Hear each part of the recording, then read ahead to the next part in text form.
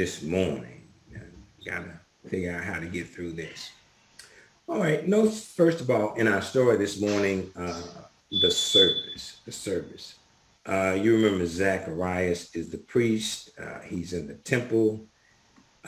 It's his turn for his group of priests to light the candles and burn incense. That was his job, to light candles and burn incense. And I'm familiar with that job. That was my job too. Back in the day, was to burn the incense. In my group, I was responsible for bringing the incense. I'm gonna leave that alone. And his job is to light candles, burn incense, and also to make prayers for Israel, to make prayers for Israel. And I wonder today, who's making prayers for others, who's making prayers during this holiday season. And of course, they're here in what's called the hills of Judea, which is located down south from Nazareth. The hills of Judea, hills of Judea. Not only do we notice the service, but also notice the shock. You know, notice first of all the revelation. The angel appears with good news, and he says to Zachariah, "You're going to have the son you prayed for." You remember. Zacharias looked up and saw the angel on the right side of the altar. That's the revelation, but also notice Zach's reluctance. Um, Zach says he begins to question. You know how he did. He begins to question the angel, saying, "I don't know about this right here. No way, Jose." um, what had happened was, this is Zach, right? What had happened was, and of course, it appears the angel didn't quite like that response. And so the angel says, "My name is Gabriel. I stand in the presence of God. And I'm telling you that what you prayed for is about to happen. It's about to happen. And because you do not believe." Now, Zach just questioned the angel, but the angel says, because you do not believe, you can no longer speak. And of course, this is where my struggle begins. And this is where I need your help. The revelation, the reluctance, and notice the resistance. Here's my question. Can Zechariah be blamed for not believing? I know he's the priest. He's lighting the incense and he's praying for Israel. He's in the temple praying. Sees the angel. Angel says, "You're going to have the child," but can this gentleman who is of age, probably 90, 100 years old, can he be blamed for not believing? And if he can be, my question is the punishment for unbelief in this case a little cruel? Because you didn't believe, you can no longer speak, because that's going to cause a problem. Because it is written, how shall they hear without the preacher? The angel tells Zacharias, because you didn't believe, you will not be permitted to speak. I can only imagine if the angel were to show up today and say some things to us and we didn't believe. Is that a reason for the preacher to be silent or silenced? I'm struggling.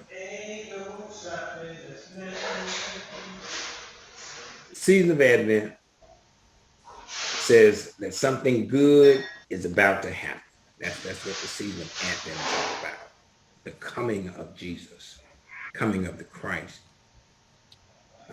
But it doesn't sound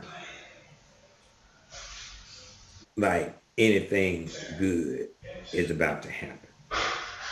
You know, I was listening to a preacher on yesterday, Dr. Rosalind Lafico, and she was talking about how there's this cloud that seems to be hanging over us because we were about to turn the page on COVID-19, and we had seen how Thanksgiving things seem to get a little better, but here we got some news that doesn't sound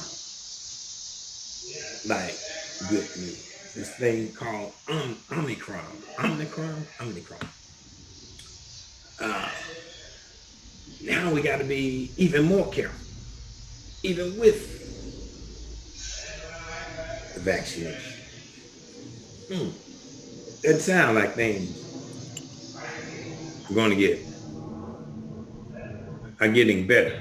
This is the season of expectation, but it doesn't sound like things are getting better. The gift shortages, you know, people are running out of supplies. Buy your gifts early. Buy your Christmas presents that you're going to be giving. If you hadn't already got them, there's a chance you may not be able to buy them. You know, things continuing to spiral out of control. And I'm gonna let you speak in just a minute. It just doesn't sound like something good is about to happen. And then, of course, this week we see how the parents and principals and teachers are being charged for the crimes of the children. I know somebody's saying, well, yeah, rightly so in that case. Well, here's the problem with that. I mean, we might rejoice at justice, but if they start with that child and their parents and their children, somebody knows what I'm talking about. What would prevent them from charging us for the crimes of our children? Ooh. Advent means something good is about to happen. We're in the Advent season. But what do you do when it doesn't sound like some good things are about to happen? All right. All right. I'm going to need your help this morning. We're going to stop right there.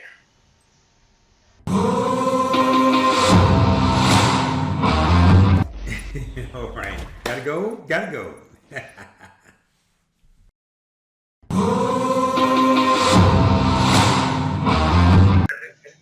I do apologize, but we're out of time. We gotta go.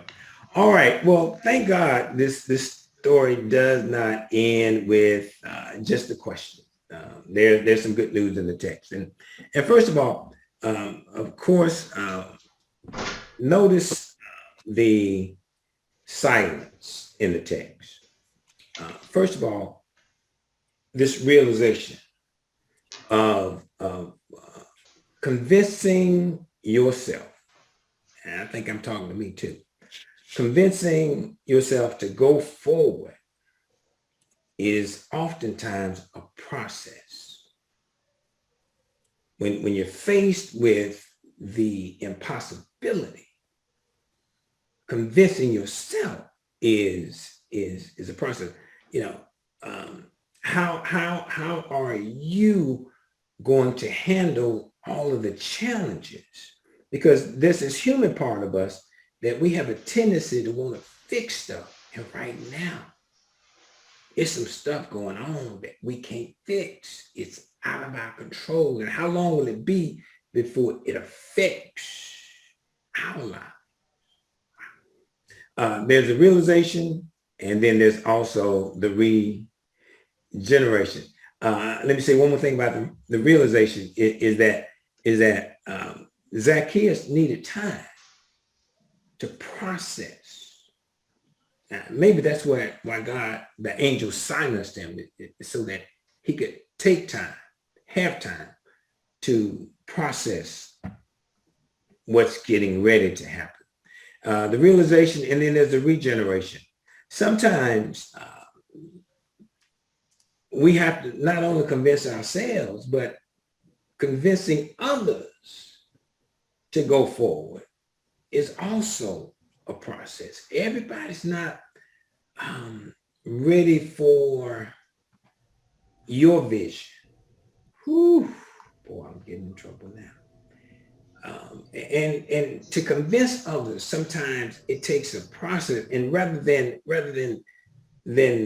bombard them with the details, sometimes the details have to be revealed to them. Elizabeth had to process this because, for the next 6 months, there's not going to be any word from the Lord. Not till Mary comes and says, I'm having a baby. And then her baby is, for the first time, she's going to feel the babe moving in her womb. It takes time to process. The other folk in town have to process your process, our process. There's the realization, there's the regeneration, and then I'm closing with the reflection. And I think someone alluded to this. Silence is golden. Yeah. Silence is golden. And let the record show, I'm closing now, that everybody has a different way of dealing with what's going on today.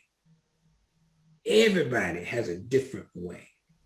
And sometimes you may see folks just walking along and moving along, but you just don't know what they're thinking. And a lot of times it's they're processing the next step, the next day, the next move. What's going to happen? I don't know, but I got to be ready in case.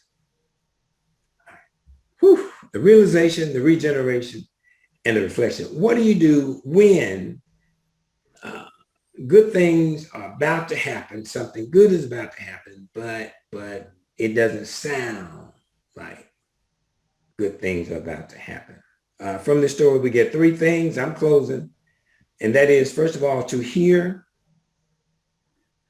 from the Lord. Receive the next step, the next possibility. Receive the plan from the Lord. And then in your own way, process it and let others process it in their own way. There may not be necessarily a right way or a wrong way. It just depends on the person, their experiences. A lot of times people get in trouble because they say that guys don't talk a lot. That doesn't mean that they're not processing it. It says that ladies tend to be more, I want to use the word emotional, but that doesn't mean they're not processing it. We all have our ways of processing what God has for us. What do you do? I'm closing. What do you do when something good is about to happen, but it doesn't sound like it's about to happen. Then I close with the words of Curtis Mayfield. He wrote a song titled People Get Ready. And he wrote it against the backdrop of the March on Washington, D.C., and the Bloody Sunday at the Edmunds Bridge in Alabama, the bombing of the little girls in Sunday school. And news reports were everywhere. It didn't sound like something good was about to happen. But he wrote this song and he says, despite what you hear, despite what is going on, despite how you may process it, he says, people, get ready. There is a train that's coming. You don't need no baggage. You just get on board. He says, all you need is faith to hear the diesels humming. You don't need no ticket. You just thank the Lord. Hallelujah. Hallelujah. You just thank the Lord. Just get ready anyhow. It may look tumultuous. It may look like it's not going to work out. It may seem that you're facing impossibility, but that's all right. Just get ready anyhow. Just go down to the station and say, I got my ticket. Because there's a train that's coming. All right, we got to go. All right. Thank you all. Thank you all so much for. All